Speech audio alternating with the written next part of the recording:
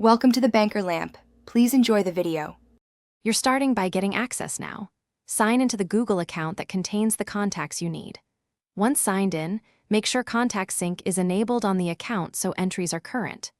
Next, decide quickly whether you want the simple web export, CSV or vCard, or an automated approach using the Google People API with OAuth credentials.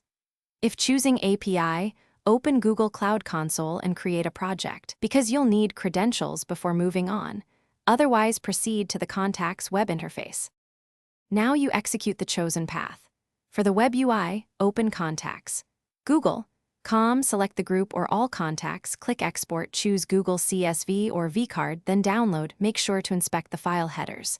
For the API, enable the People API in Cloud Console, configure OAuth consent, create OAuth 2, 0 credentials, and download the JSON. Then run a simple API request to People. Connections, list for resource name people/me with person fields set to names, email addresses to confirm scope and response structure. Make it finish by importing the exported file or consuming the API output into your target system.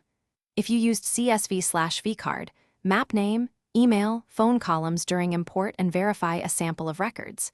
If using the API, iterate on person fields to include addresses or photos and then save data in your format.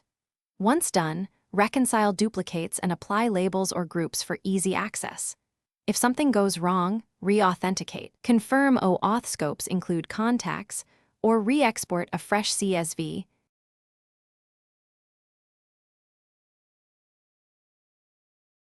Thanks for watching. If this was helpful, leave a like and consider subscribing. See you next time.